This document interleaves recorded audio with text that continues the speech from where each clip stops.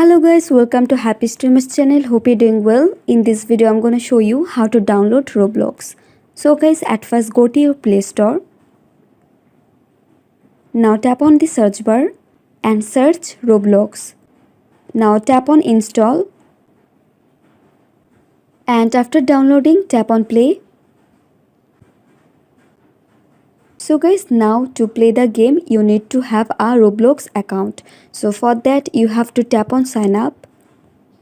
Now just you have to fill out the informations like your birthday, username, password and gender.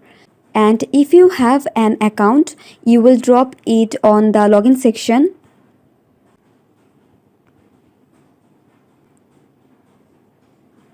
So guys, that's it. That's how you can do it.